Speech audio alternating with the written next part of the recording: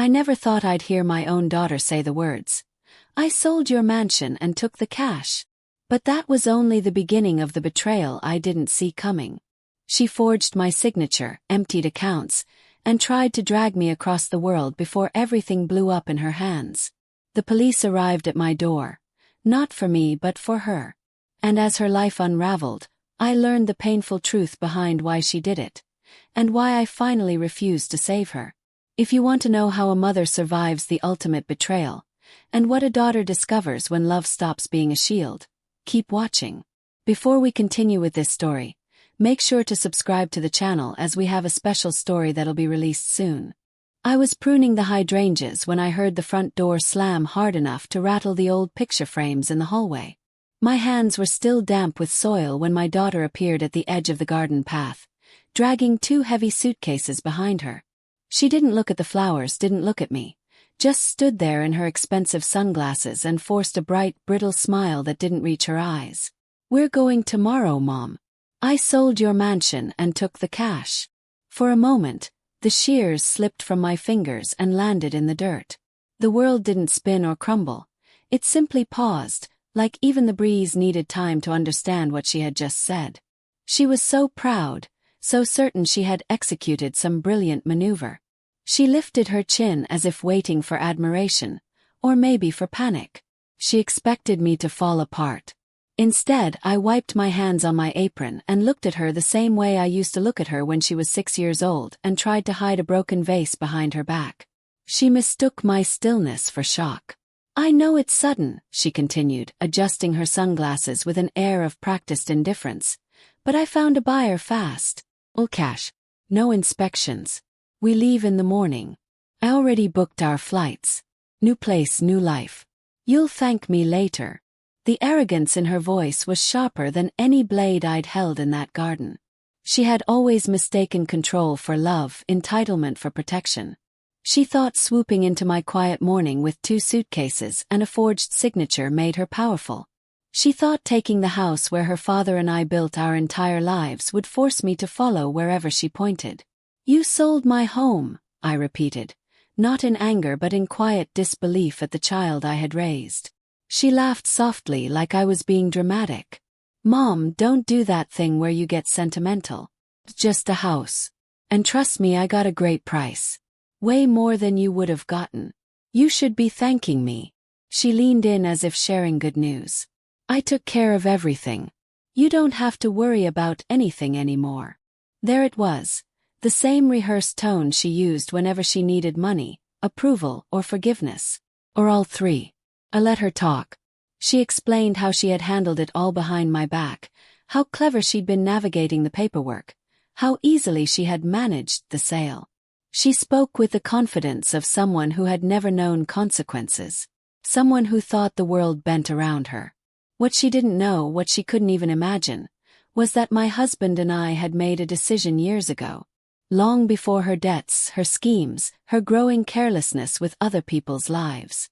A decision tucked away quietly in a locked file cabinet in Attorney Collins' office. A decision she had never been smart or patient enough to uncover.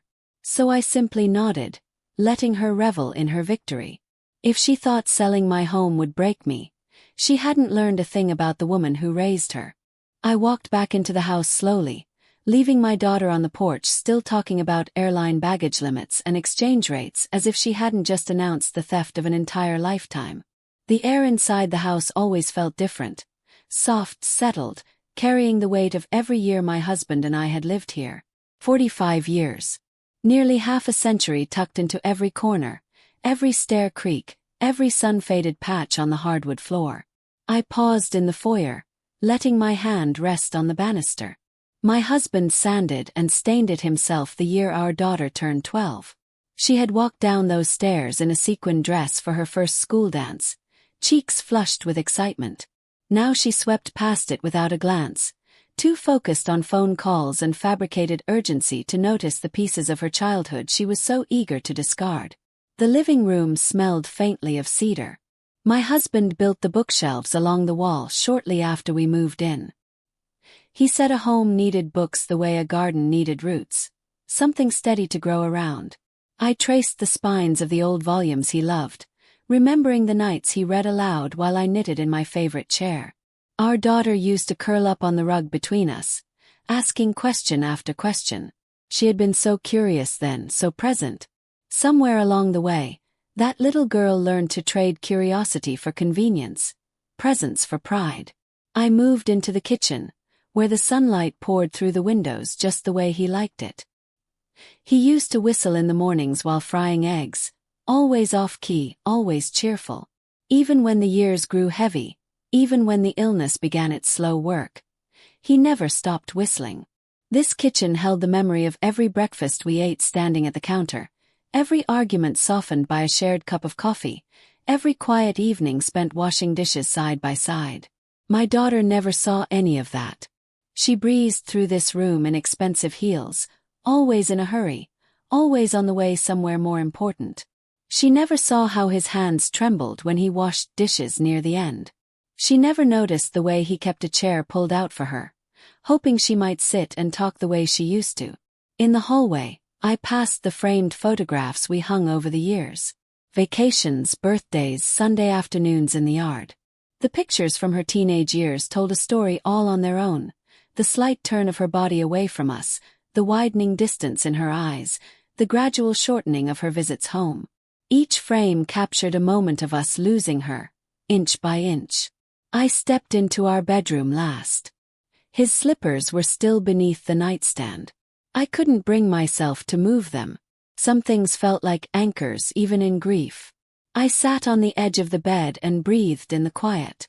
This was the room where we planned our future, where we talked about growing old together, where he told me, during one of his rare moments of weakness, how worried he was about our daughter's choices. "She's chasing something empty," he whispered. "One day, it'll swallow her." He wasn't wrong. But he never lived long enough to see how right he had been. Standing in that room now, knowing my daughter had tried to sell it to strangers, felt like being set on fire from the inside. Not because of the money, not because of the house, but because of what it meant. She saw these rooms as property. I saw them as a life. The more I walked through the mansion, the clearer it became. She never valued this home because she never understood what it held. She only saw walls. I saw 45 years of love. And she had no idea this house no longer belonged to her to sell. She followed me through the hallway with the same energy she used to have when she wanted something as a child. Too bright, too eager, rehearsed. I could hear the wheels of her suitcase bumping over the entryway tiles and then dragging across the hardwood as she trailed behind me. When I reached the dining room, she stepped in front of me, blocking my path with a triumphant smile that didn't fit the moment. "Mom, don't look so worried," she said, setting one of the suitcases upright as if we were preparing for a vacation we had agreed on. "Everything went smoothly. Honestly, I handled it better than you would've." My fingers brushed the edge of the dining table, the same table where my husband used to read the paper every morning. I sat down slowly. She mistook the gesture for defeat. She opened her purse, pulled out a neatly folded stack of documents, and laid them on the table like a magician revealing her final trick.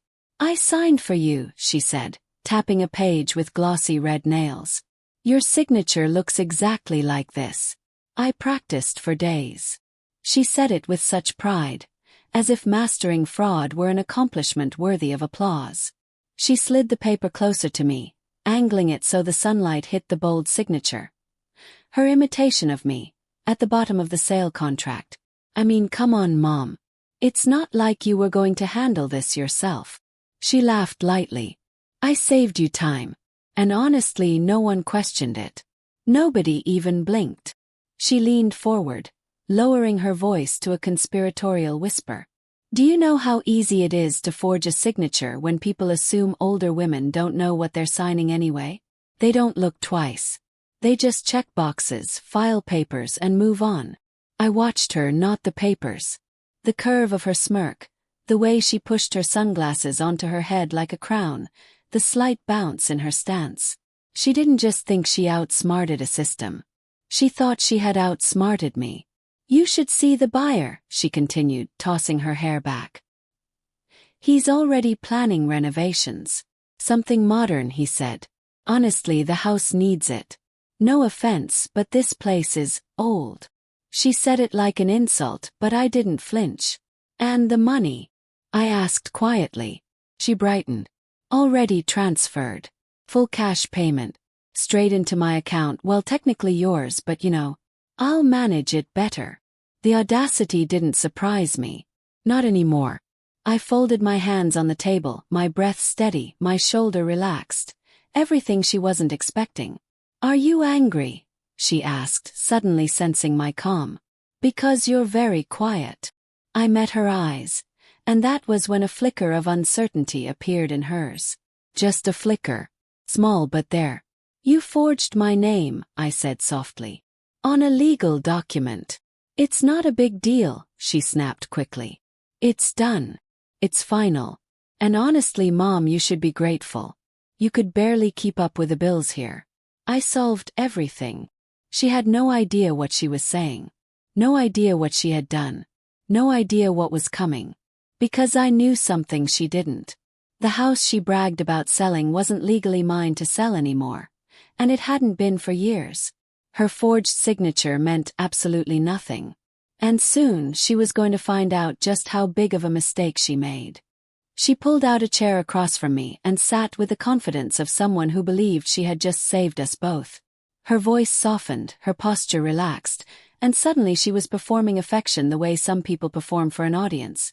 Too polished, too controlled, too unnatural to be real. Mom, she said gently, reaching across the table as if my hands were fragile glass. You're going to love this. I promise. Her fingers brushed mine, light, calculated. This is a fresh start for both of us. You've been stuck in this old place for too long. She paused, letting her tone turn warm, almost tender. It was the same voice she used when she wanted money in the past. Only this time she thought she already had it. I've been thinking, she continued, leaning forward as if sharing a secret. We could go to Italy first. Or maybe Spain. Somewhere warm. Somewhere relaxing. Just you and me. The words, you and me, came out coated with sweetness, but beneath them I could hear the frantic scraping of someone trying to build a story they thought I would believe. And you won't have to worry about a thing, she added. I'll take care of the hotel bookings, the flights, the meals. Everything. You deserve comfort, Mom. Real comfort. She spoke as if this were a gift she was giving me, not a theft she was trying to disguise as generosity. I even found a senior community in Barcelona, she went on. Beautiful place. Well-staffed, modern, close to the beach. You'll love it. And I'll visit all the time. I looked at her over the rim of my glasses. She avoided my eyes. There it was, the truth slipping in between her sentences. She wasn't offering to take me somewhere. She was planning to leave me somewhere. She kept talking, building this fantasy she thought would distract me. Long vacations, new climates, more sunlight, fewer responsibilities. But each promise sounded like a sales pitch, and not a very good one. Her voice wavered in places she tried to hide. She couldn't quite keep the desperation out of her tone. Just imagine, she insisted, clasping her hands dramatically. You won't have to deal with the bills anymore. Or the upkeep. No more yard work. No more lonely nights in this old house. I knew what she was doing, using my vulnerabilities as leverage, twisting them into reasons for her betrayal. Then came the line she thought would seal the deal. And honestly, Mom, I need you to trust me on this. I really need this change.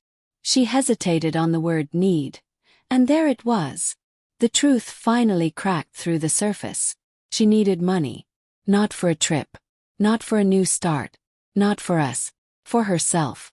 Her fingers tapped anxiously against the table. She'd rehearsed this. She had planned this. She had convinced herself that if she said the right words in the right tone, soft, soothing, wrapped in false affection, I would follow her without question. You and I, she said, forcing a smile that showed too many teeth. We're going to live the life we deserve. I studied her carefully. The twitch in her jaw. The way she kept checking her phone. The way she avoided my gaze whenever she said something that edged too close to the truth. She wasn't taking me to Europe. She wasn't planning to care for me. She wasn't planning a future where we were side by side. She needed the money quickly. So quickly she didn't care what lines she crossed, what laws she broke, or whose life she uprooted. I let her keep talking, spinning castles out of sand. I listened until the performance began to tire her voice. Because nothing she promised mattered. She had no idea the money she stole wasn't hers. Not legally. Not structurally. Not at all. And soon, every lie she wrapped in affection would unravel in her hands. The house was quiet again once she wandered off to make more phone calls in the foyer, pacing and whispering like someone plotting a heist she believed was already complete. I stayed seated a moment longer, letting the weight of her words settle. Then I stood and walked down the hallway toward the one room she never cared about, my husband's study. The door creaked softly as I pushed it open. Even after all these years, it still smelled faintly of his cologne and old paper. The heavy oak desk sat exactly as he left it, polished and orderly, with his reading glasses still resting on the right side as if he might walk in at any moment and slip them on. A jacket he wore often was draped over the back of his chair. I could never bring myself to put it away. I walked inside slowly, touching the edge of the desk the way you run your hand along the surface of something sacred. This room held more than books and papers. It held the echoes of the conversations we once had, the ones our daughter never knew about, the ones she never bothered to ask about. It had been in this very room, late one stormy evening, that my husband closed the door behind us, sat me down, and said something that chilled me far deeper than thunder ever could. "She's changing," he whispered, though no one else was in the house. "She's slipping further away from us.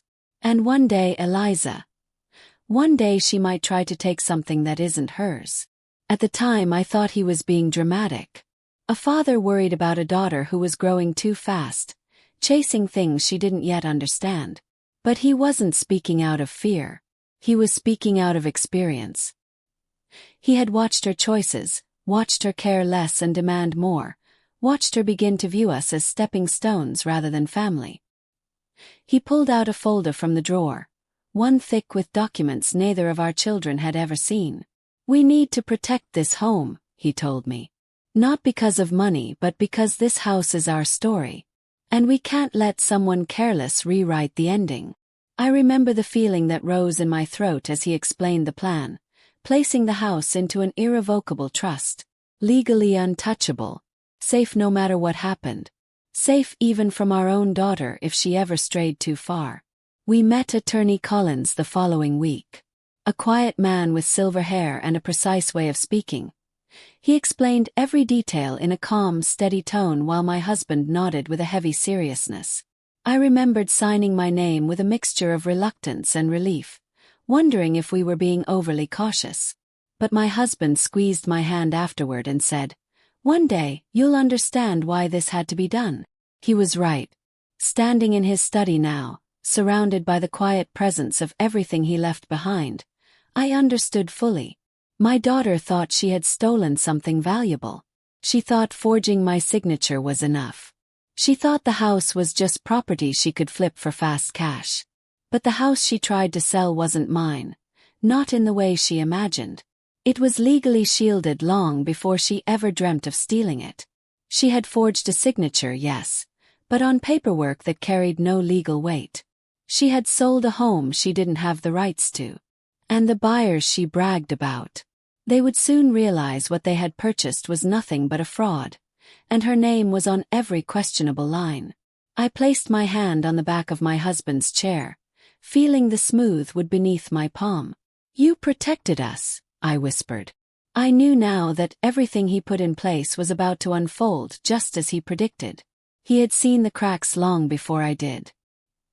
He had prepared for a moment neither of us wanted to face. And now, standing in the heart of his study, with the echoes of his wisdom surrounding me, I made my final decision. I would not protect her from what she had done. Not this time.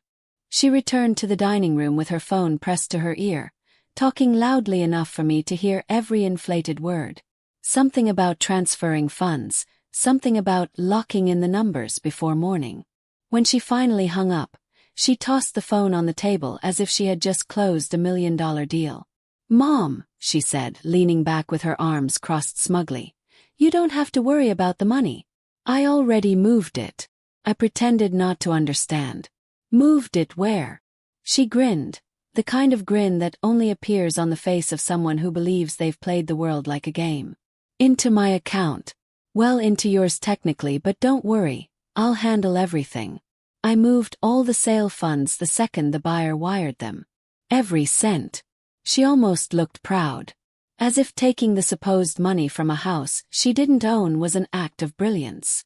She tapped her manicured nail on the table, punctuating every word. It was actually really easy. The bank barely asked any questions. I told them we were consolidating assets before traveling. Done. She clapped her hands once, sharply. Honestly, Mom, you should thank me. Got top dollar. We're not talking pocket change here. She waited for me to react. Gasp. Panic. To beg for explanations or numbers. But I only studied her face. The jitter in her smile. The slight tremor in her hands. Her sunglasses pushed up onto her head like a crown she didn't earn. She thought she had pulled off something impressive. Something foolproof. Are you listening? She snapped, irritated by my calm. I secured everything. She had no idea the account she transferred the money into would do exactly what it was designed to do. Alert Attorney Collins immediately of any suspicious movements related to the trust. It wasn't just a simple bank account. It was a monitoring system, triggered the moment anyone attempted to transfer funds tied to the protected property. Her transferring funds wasn't a victory. It was a confession. How much did he pay? Asked, keeping my tone neutral. A lot, she said quickly. Too quickly. Enough for both of us to live comfortably. Enough to get you the care you need. Enough to wipe my debt. She stopped herself, but the slip had already happened. There it was, the beating heart beneath all her sudden affection. She wasn't planning a future. She wasn't planning to take care of me. She was planning to outrun something. Consequence. Creditor. A mistake far bigger than her ego could ever admit. I made sure everything went through my account, she said again, as if doubling down would fix the truth. It's safer that way. Safer for who? She didn't ask herself that question.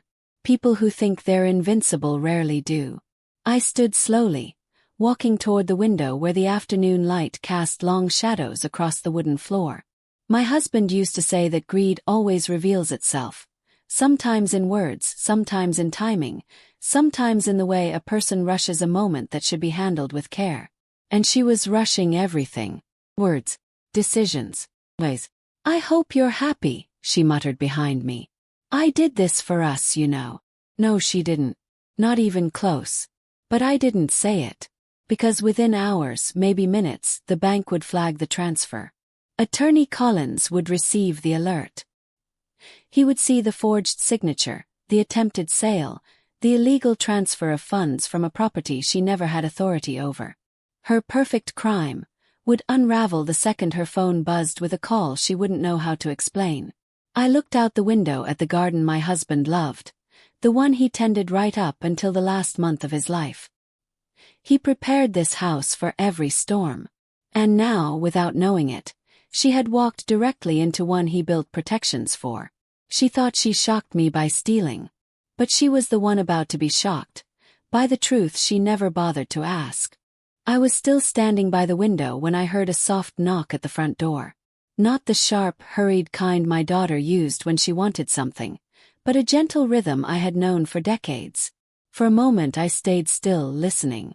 She knocked again, 3 taps, a pause, then one more. The way she always did when we were younger mothers raising our kids side by side. I opened the door to find Margaret standing there in her faded cardigan. Her eyes weighed down by worry. She held a small plate of cookies, though I could tell she hadn't come for neighborly kindness. She stepped inside without waiting to be asked, another habit of 30 years, and closed the door quietly behind her. I saw the suitcases, she said softly, and her car parked crooked outside. I thought I should check on you.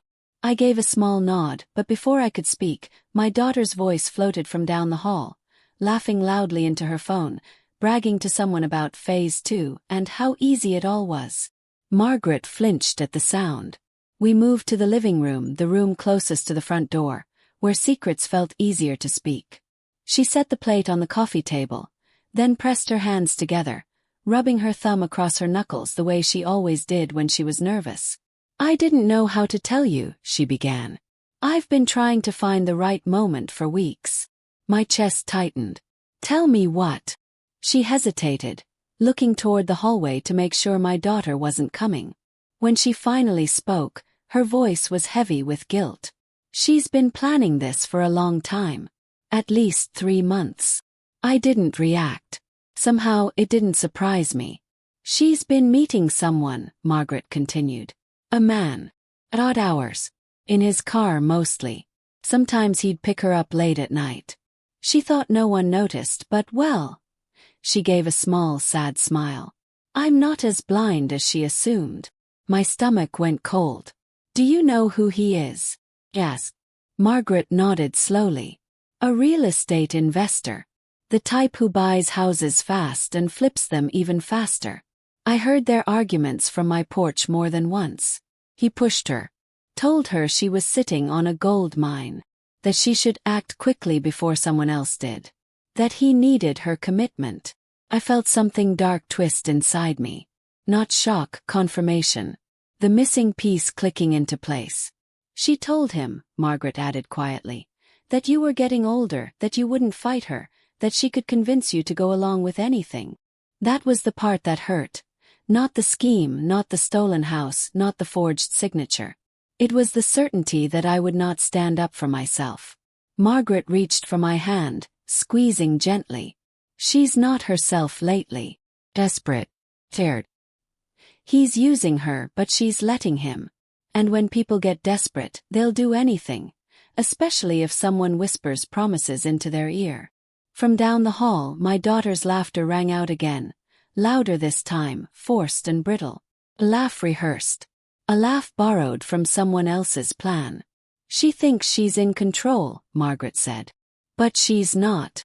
He is." I felt a long, steady breath move through me.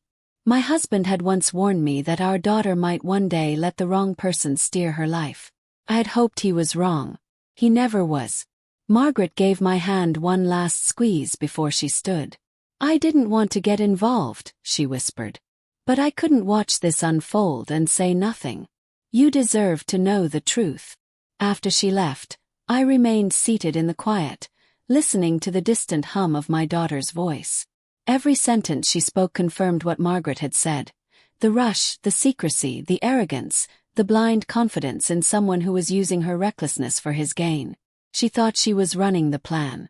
But the truth was far simpler, far sadder. She was being used. And the road she had chosen was about to end in a place she never prepared herself for. The sun had barely risen when the knock came. 3 firm raps that echoed through the house with an authority no one could mistake. I was in the kitchen, filling the kettle, when my daughter's footsteps thundered across the upstairs landing. "Who is banging like that at this hour?" she muttered, irritation dripping off every syllable. The knocking came again, louder this time. I wiped my hands on a towel and walked toward the door slowly, feeling a calm settle over me like a thin blanket. My daughter, still in her silk pajamas, rushed ahead of me, yanking the door open with the confidence of someone who believes the world bends for her convenience. 2 officers stood there, their uniforms crisp and official, their expressions composed. "Good morning," the taller one said. "We're looking for Ms. Claire Hamilton." My daughter froze for half a second before plastering on a smile that looked painfully stretched. "That's me." She flicked her hair back. "Is there a problem?" "We need to speak with you regarding a property transfer filed yesterday afternoon," the second officer replied. I watched the color drain from her face, not all at once but slowly, like someone pulling a plug on her confidence. She glanced over her shoulder at me, expecting me to step forward, fix it, shield her. I didn't move. "Sure," she said, clearing her throat, laughing a little too loudly. "There must be a misunderstanding. Come in." The officers stepped inside, and the energy in the house shifted immediately. The air grew sharper, heavier, almost metallic. My daughter wrapped her arms around herself. "Ma'am," the taller officer said carefully, "a sale was initiated on this property using what appears to be a forged signature." My daughter's smile cracked. "Forged? No, that signature was." "Additionally," the officer continued, "the property is protected under an irrevocable trust, which means the sale is invalid. And any attempt to transfer funds connected to that sale triggers a legal alert." A small sound escaped her throat, something between a gasp and a choke. Within seconds, the bravado she wore like armor began to fall apart, piece by piece. Her knees trembled. She reached out to steady herself against the wall but missed, her hand landing awkwardly on the light switch instead. I didn't know about any trust," she whispered. The officer nodded. "That's often the case. But the law doesn't change based on what you know. A financial crime report was filed early this morning." She turned again to me, eyes wide, pleading. Mom, please, say something. Tell them you gave permission." I held her gaze. Steady. The way my husband would have. "Claire," I said softly, "I didn't give you anything to sell." Her expression collapsed. Silent, shattering moment. The officer stepped forward. "Ma'am, we'll need you to come with us for questioning." My daughter's composure finally cracked entirely. She shook her head, tears welling, her voice trembling. "This isn't happening. I didn't do anything wrong. I was trying to help her. This is ridiculous." But even as she sputtered excuses, the truth was already written across her face. She finally understood the weight of her actions. Her grand escape, her forged signature, her hurried transfer of funds. All of it had unraveled before she could even finish packing her bags. When the officers gently guided her toward the door, she looked at me one last time, her voice a broken whisper. "Mom, please." But she had made choices. And choices have consequences. I watched her step into the morning light, no longer the woman who barged into my home with fake confidence, but a frightened child facing a truth she built with her own hands. The door closed behind them, and for the first time in a long time the house felt still.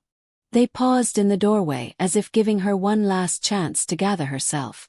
My daughter clung to the doorframe, her fingers trembling so violently they left faint smudges on the paint. She wasn't trying to run, she was simply trying to breathe. All the confidence she'd worn earlier had fallen away, stripped clean by the weight of the moment. For the first time in years she looked small, human, breakable. One of the officers stepped aside, allowing her a moment to speak privately if she needed to. She turned toward me slowly, swallowing hard, her voice softer than I had heard it since she was a child. "Mom, please say something." Her eyes searched mine the way she once searched my face after scraping her knee, wanting comfort, wanting assurance that everything would be okay. But this wasn't a childhood mistake. This wasn't spilled juice or a broken vase.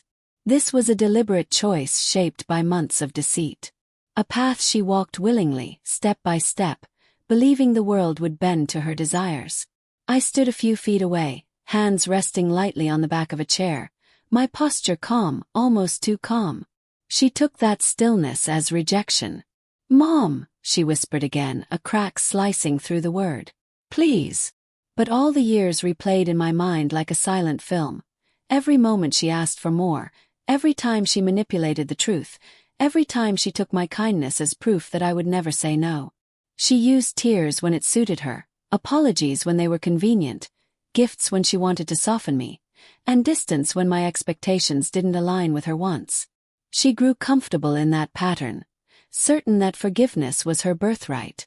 Now the fear in her eyes wasn't just about the police, the charges, or the consequences. It was the shock of realizing that I wasn't stepping forward to save her, that the mother she had leaned on like an emergency exit might not open this time. She took a shaky step toward me. The officers stayed back, respectful but watchful. "Mom, I didn't mean for this to happen. I thought I could fix things. I thought." She stopped, choking on the words. "I thought you'd understand." "Understand what?" "That she forged my name. That she stole my home. That she planned to abandon me in another country while she built a life with someone who used her. That she reduced a lifetime of love into leverage for her latest disaster. I lifted my eyes to hers but said nothing. Silence, it turned out, was louder than any answer I could have given. Her face crumpled. Not dramatically, not theatrically, just quietly. A slow collapse of someone realizing the ground beneath them wasn't where they thought it was. She reached out a hand toward me, fingers trembling in the space between us.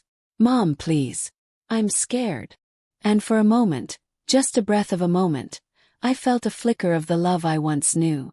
The little girl who clung to my leg on her first day of school. The teenager who cried over her first heartbreak. The young woman who, despite all her flaws, was still my child.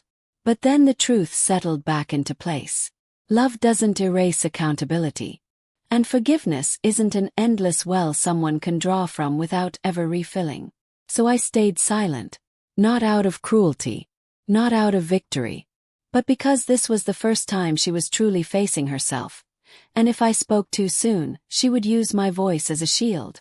She needed to stand in the consequences she created, not hide behind my compassion again. Her shoulders sank when she realized I wasn't rescuing her. She turned back toward the officers, her voice barely a whisper. "Okay. I'm ready." She stepped outside, and the morning light caught the tear tracks on her cheeks. The officers guided her to the car, and I watched her go, not with anger, but with a quiet clarity I hadn't felt in years. Sometimes the silence of a mother isn't absence. Sometimes it's the only way a child finally hears the truth. They kept her in a small interview room with pale walls and a metal table that carried the cold truth of consequences. I watched from behind the glass, a place they allowed me to stand because legally I was the victim, but emotionally I was something far more complicated. My daughter sat hunched forward, her elbows on the table, fingers twisted together so tightly they turned white.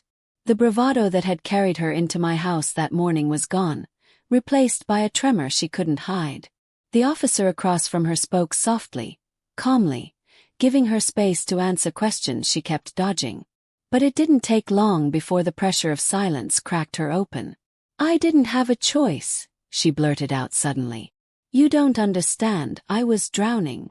The officer waited, his pen steady above the notepad.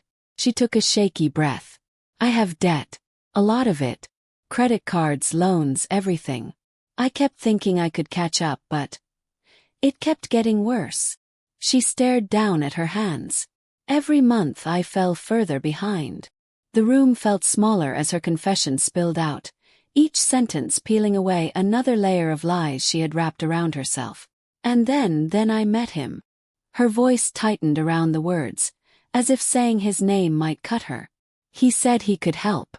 Said he knew opportunities. Said I was wasting my life taking care of you and living small." She laughed bitterly. "He told me I deserved more." I felt something heavy settle in my chest. Margaret had warned me, but hearing my daughter say it, hearing the way she latched onto someone who fed her greed while pretending it was ambition, was a truth I wasn't sure I wanted. "He told me your house was worth a fortune," she continued. "He told me you'd be fine, that you didn't need it. That I should claim what was eventually mine anyway." Her voice cracked on that line, shame slipping through. "He said you wouldn't fight me. He said you never fight anything." The officer looked up. "And you believed him?" She dragged her hands over her face.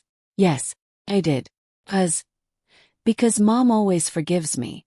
She always lets things slide. She always chooses peace." Tears welled in her eyes, but they weren't manipulative this time. They were heavy, honest. I thought she would be angry, maybe cry, but I thought she'd get over it. She always does. A long silence filled the room. "And your partner?" the officer asked. "Where is he now?" Her breath hitched. "Gone," she whispered. "He stopped answering my calls this morning. He told me he'd handle the contract. He told me the money would fix everything. He told me," she swallowed hard. "He told me he loved me." The officer didn't respond. Neither did I. She leaned back in her chair, eyes glassy, staring at the ceiling like she was only just beginning to understand how deeply she'd been used. I knew it was wrong. I did. But I felt trapped. I wanted the life he promised. Clothes, the trips, the restaurants, the feeling of being important. Her voice shook. I didn't want to feel small anymore. Another silence. Finally, she looked at the officer. Not defiantly, not with excuses, but with the bare truth of a woman who had spent years building her identity on the wrong foundation. I thought I could take a shortcut, she whispered. I thought I could fix my life in one bold move. Her voice softened until it was almost a breath. And I thought my mom would always be there to clean up after me. I closed my eyes, feeling both the ache of her words and the weight of my own silence. She stole from me because she believed I would let her. She betrayed me because she thought I was too soft to stop her. She nearly destroyed herself because she mistook my love for weakness. When I opened my eyes again, she wasn't the villain I had imagined that morning. She was something far more tragic. A woman who had never learned where love ended and accountability began. Attorney Collins arrived just after noon. His presence as steady and unobtrusive as it had always been. He moved with the calm assurance of someone who had spent decades navigating crises with measured hands. When he entered the small briefing room at the station, he greeted me with a gentle nod, then turned his attention to the officers. My daughter sat stiffly in her chair, her eyes swollen, her fingers trembling in her lap. "Mrs. Hamilton," he said, addressing me first, "I'm here to clarify the legal standing of the property in question." My daughter flinched at the phrase legal standing, as if those two words alone were enough to unravel what little hope she was clinging to. For years, she had viewed the house as her birthright, something guaranteed, something owed. It had never occurred to her that the world might not operate according to her assumptions. Attorney Collins placed a folder on the table and slid out a set of documents. Thick, neatly bound, with the kind of weight only things written to withstand time and human error tend to have. "The home," he began, "was placed in an irrevocable trust 13 years ago. Your late husband initiated the process." My daughter's head snapped up, confusion clouding her expression. 13 years. What? Why would he do that? Why wouldn't anyone tell me? Collins kept his tone even, almost compassionate, though he did not soften the truth. Your father was a thoughtful man. He believed in protecting his wife and the legacy he spent decades building. He noticed certain patterns of behavior that concerned him. Financial instability, impulsive decisions, a growing sense of entitlement. The word landed like a stone in the room. Entitlement. She opened her mouth to argue, but he raised a hand gently. "Please understand, this was not done out of malice. Quite the opposite. It was done out of foresight. The trust ensures that the home cannot be sold, leveraged, or transferred by anyone except the designated trustee." "Which is my mother?" she asked in a thin voice. Collins shook his head. "No, the trustee is the firm. I manage it on behalf of your family." The color drained from her face as the enormity of that truth settled in. She had forged a signature on a document that held no authority. She had attempted to sell an asset her mother did not have the legal power to release. The sale she orchestrated was invalid the moment she signed that piece of paper. "And because the trust is irrevocable," Collins continued, "not even your mother can dissolve it. It was designed to prevent exactly what occurred yesterday." My daughter's breathing quickened. So everything I did is classified as attempted fraud," the officer finished gently. She stared at the table, eyes unfocused, her voice a whisper barely audible. "He didn't trust me." Collins paused, letting the silence confirm what he didn't want to say outright. "He trusted you to grow," he replied at last. "He did not anticipate you would try to take what was not yours."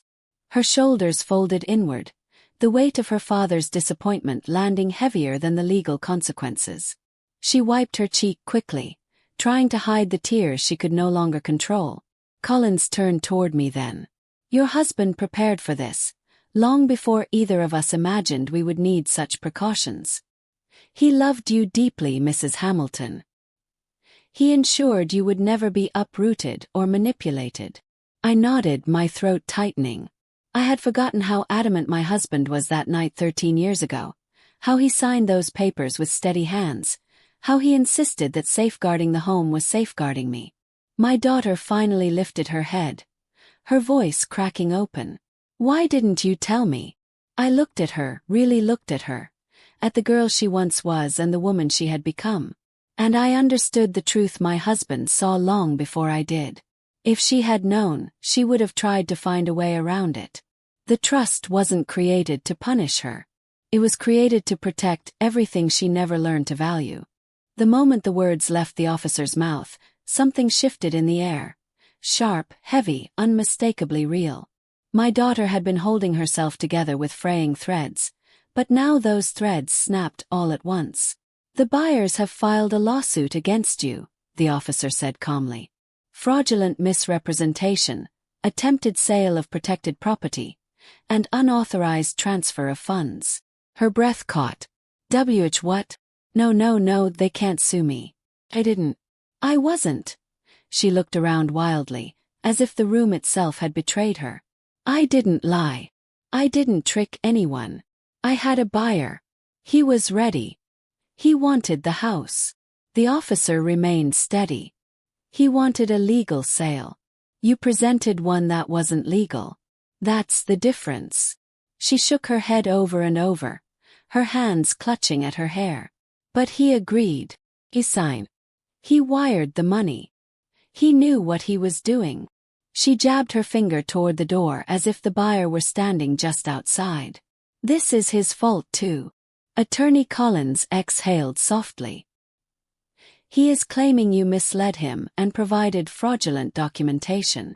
Her voice rose an octave, thin and panicked. But I didn't. I trusted someone. I did what he told me. Her face twisted in anguish. He said all I needed was your signature. He showed me how to write it and... She stopped herself, the realization hitting like a blow. She had just admitted out loud that she forged it. Her hands began to shake violently. Mom, she whispered, turning to me with eyes glossy and frantic. Please help me. Talk to them. Tell them you're okay with the sale. Tell them it wasn't fraud. Tell them it was all a misunderstanding. Her voice broke like a thin branch. Mom, please. If you say something, they'll back off. They'll drop the lawsuit. They'll believe you. She still didn't understand. After everything, after the forged signature, the lies, the manipulation, the scheme she thought she masterminded, she still believed I could and would save her. She reached for me like a drowning person clawing at the nearest lifeline. Mom, please. Just tell them you approved it. Please. I can't handle this. I can't go to court. I can't face charges. I'll fix everything, I promise. I'll pay it back. I'll do whatever you want, just, please fix this. Her voice collapsed on that last word. Vic. She wanted me to fix the damage she caused. As if years of shortcuts, bad choices, and selfish decisions could be swept away by a single sentence from me. As if I hadn't spent most of her adult life pulling her out of disasters she proudly created. For a moment, I simply looked at her. The panic in her breathing, the trembling in her shoulders, the desperate hope clinging to her voice. She had never been forced to face consequences because I had always stepped forward before they could reach her. And maybe that was my mistake. The officer waited quietly. Collins folded his hands, giving me space. My daughter stared at me like I was the hinge her entire life depended on. Mom, she pleaded again, her voice barely a whisper now. Please, don't let them destroy me. I took a slow breath, steady and controlled. You destroyed this, I said softly. Not them. And not me. Her face went pale, then red, then something hollow settled in her eyes. Mom, she sobbed. You can't just watch this happen. I didn't look away. For the first time she saw it, the end of the safety net she had taken for granted her entire life. The moment she realized the mother who always rescued her wasn't stepping forward this time.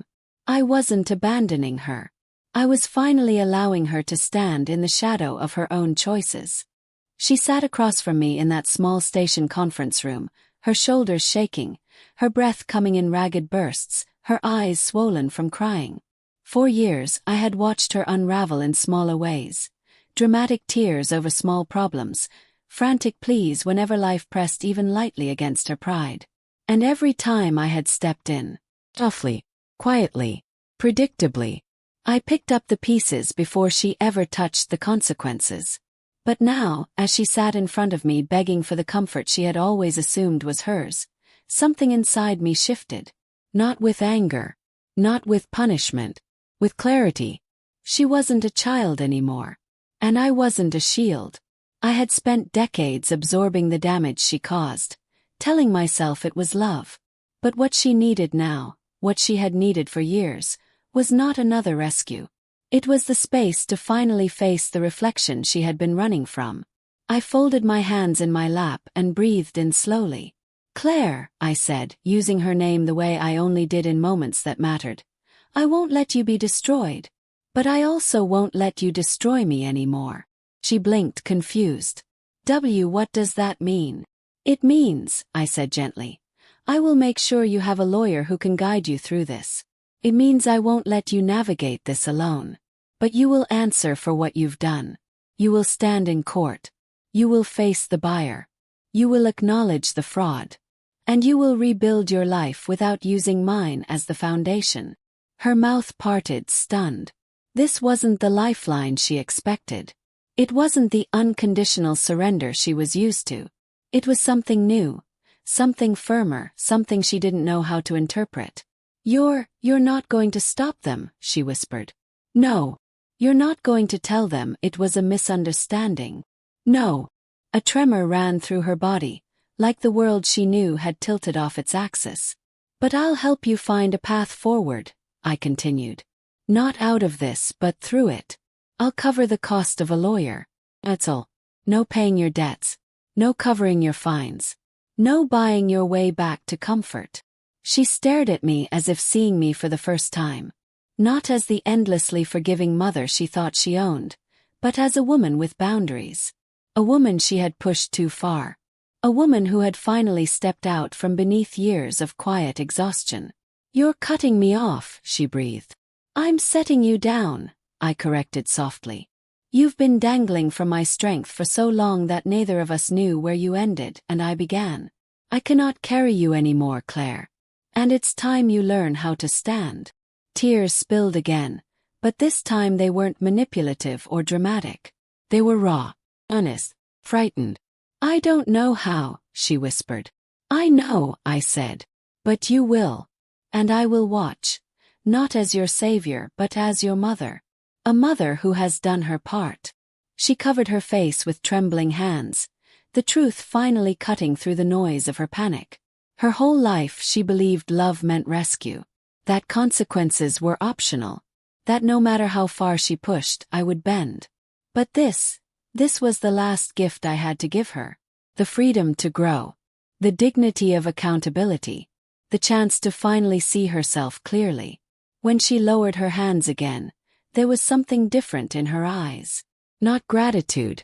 Not understanding. Not yet. But something like awakening, painful but necessary. Beginning, not an ending.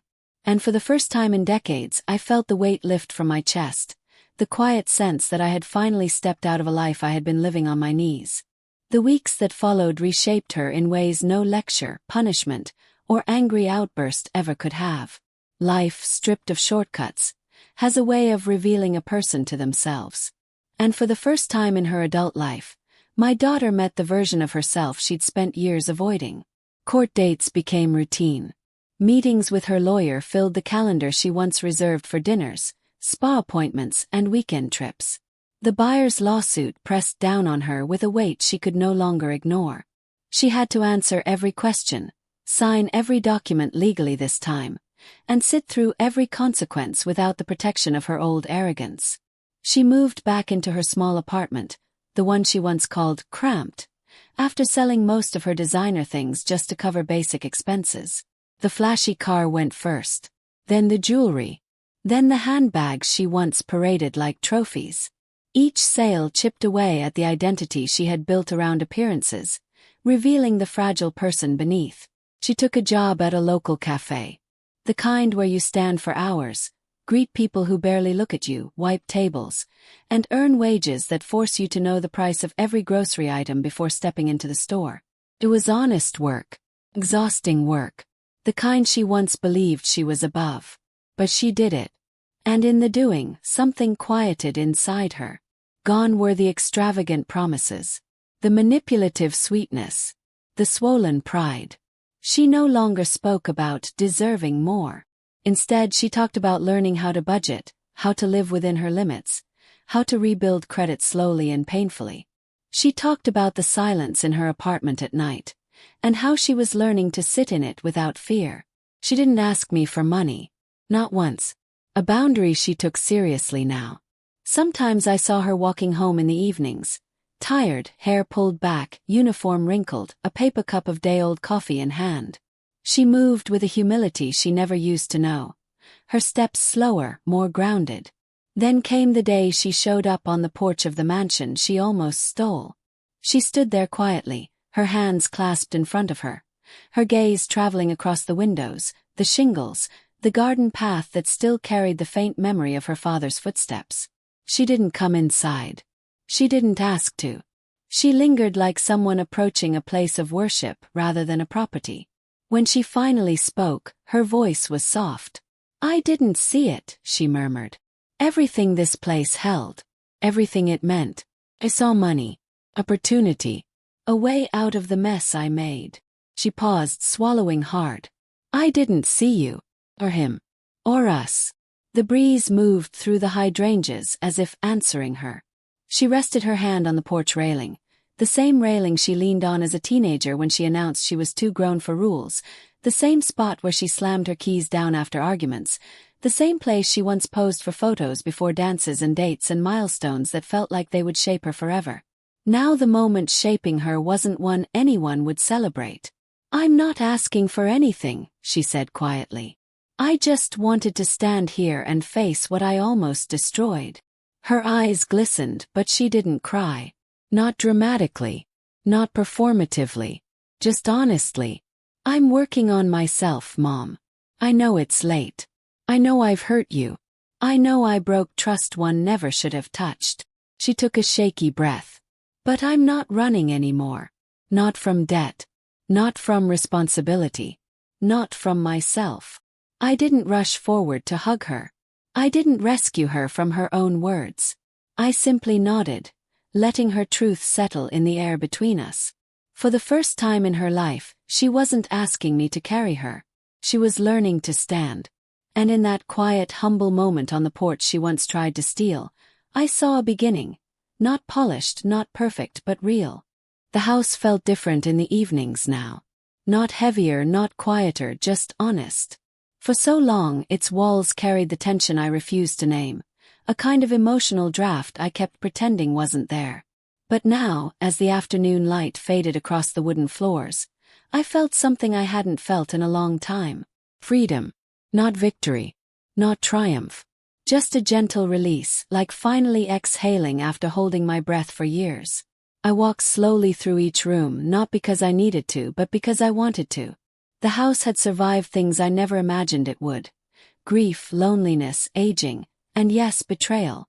Not the wild, dramatic kind found in stories, but the quiet kind that seeps in unnoticed. The kind that grows from entitlement, neglect, and the belief that love makes a person endlessly available. My fingers brushed the edge of the dining table where my daughter once sat with paint-stained fingers doing her homework. The kitchen counter where she left late-night snack crumbs. The staircase she used to run down on Christmas morning, years before she learned how to manipulate, before she learned how to take advantage of softness. I paused in my husband's study, letting my hand rest on the back of his chair. I could almost see him there, leaning forward, telling me, just as he did the night we created the trust, that love without boundaries becomes a burden instead of a gift. Back then I didn't want to hear it. I thought our daughter would grow out of her recklessness, that time and responsibility would shape her into someone steadier. I believed love itself would be enough. But love, I've learned, is not the same as protection. And protection is not the same as enabling. The house stood as proof of that. It remained mine not because I fought harder, but because my husband had seen the truth long before I did. He built a safeguard around our memories, our sacrifices, our life's work, because he knew what I could not bring myself to admit. Our daughter loved, yes. But she did not value. Least not yet. I walked out onto the back porch, watching the sun dip behind the garden. The breeze carried the scent of earth and jasmine, scents my husband loved, scents that reminded me of evenings spent laughing softly as we watered plants side by side. I thought of my daughter on this same porch only days earlier, her face pale with regret, her voice stripped of entitlement for the first time in years. I thought of her promise, quiet, trembling but real, to rebuild without shortcuts. I didn't know what her future held, but for once, I trusted it to be hers alone. No manipulation. No borrowed scaffolding. No stolen foundations. I lowered myself into the old wicker chair and let my hands rest in my lap. The garden rustled softly. The world continued. And inside that gentle movement, I felt something settle in me. A deeper understanding, a calmer truth. I didn't hate her. I didn't resent her. I didn't even wish things had happened differently. Because all of it, all the hurt, the choices, the unraveling, led to the lesson she needed most. A mother is not a well that refills itself. A mother is not a safety net woven from endless forgiveness. A mother is not a resource. A mother is a person. With limits. With needs. With a life of her own. And sometimes the greatest act of love is not in the saving, but in the stepping back, allowing a child to see that truth for the very first time. The house creaked softly behind me, settling into its own quiet peace. It had survived betrayal. And so had I.